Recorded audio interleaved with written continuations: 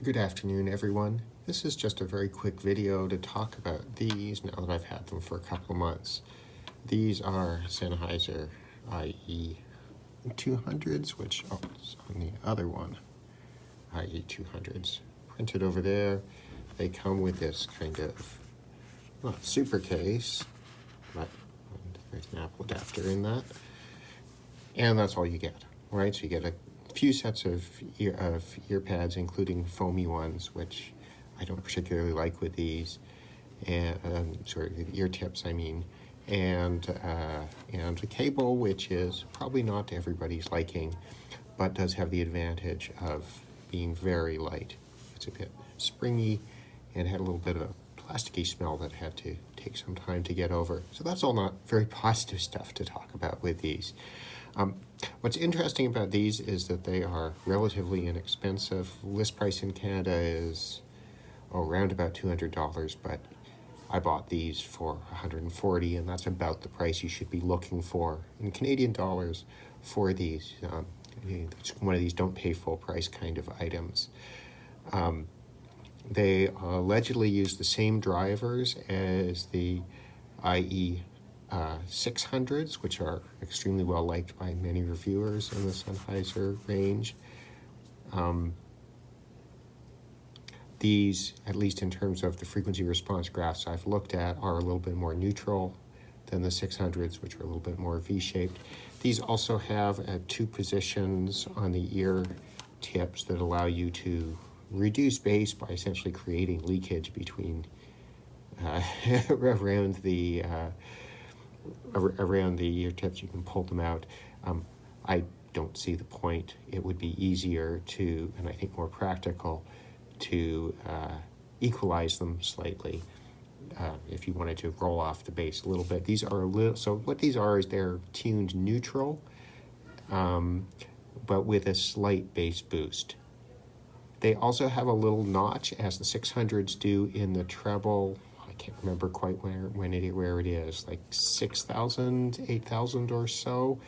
In general, that's usually intended to keep them from being fatiguing, and it works in this case.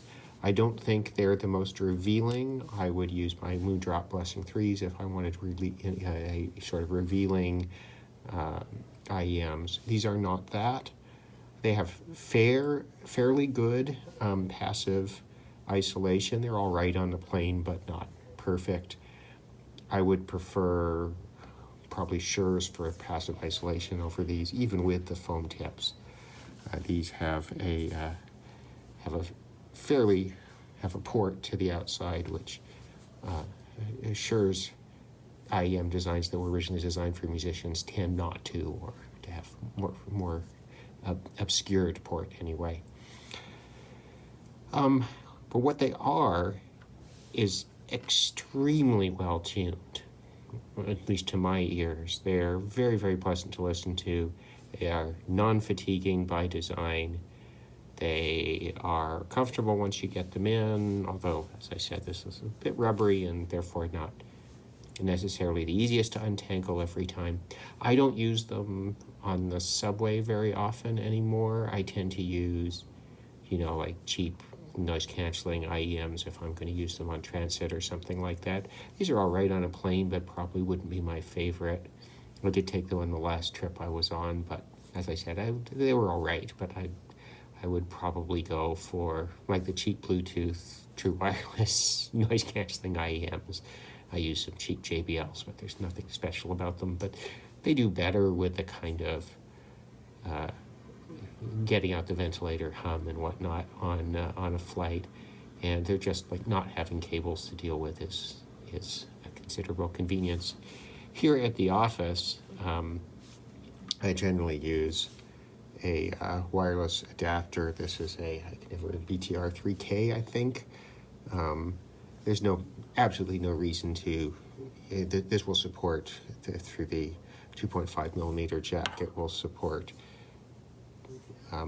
slightly higher output in balanced mode, but there's no reason for these. These things are incredibly efficient. It gets more than loud enough with your phone or whatever you happen to plug it into. So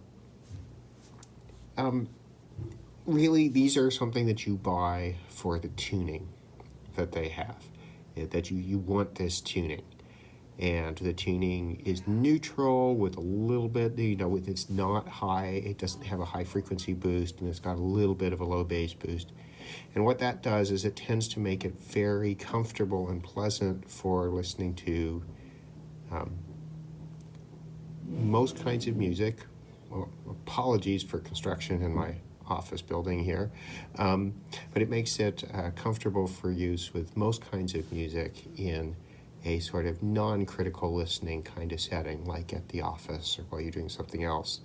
But they're good enough that when you turn them up, you can do some critical listening. So in that regard, I think they're a very good compromise as a kind of everyday IEM for that kind of purpose.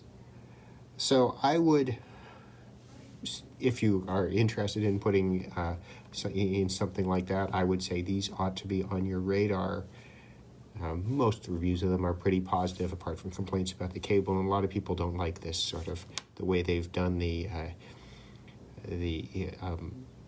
tips on these with it two position so that you can reduce the bass if you want to. Again, why would you? I don't know, but it would be easier to use the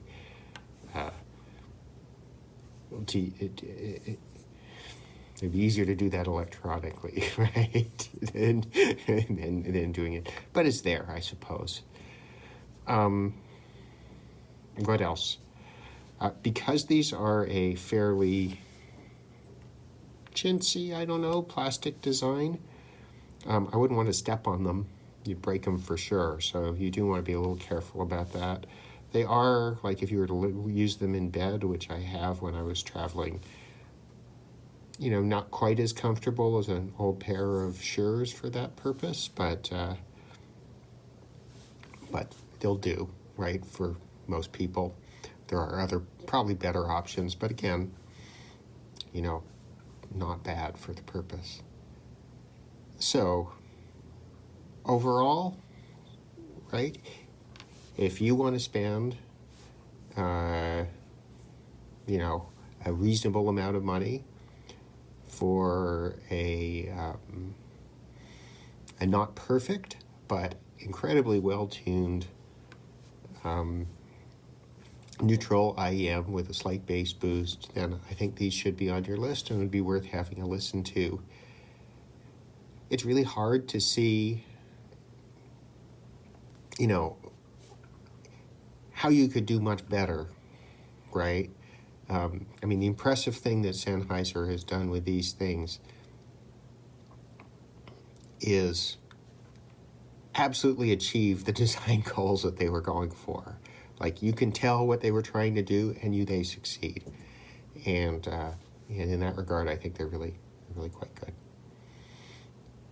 Anyhow, so rambling on about this, but Office IEM, that's worth a look for you. Thanks. Take care.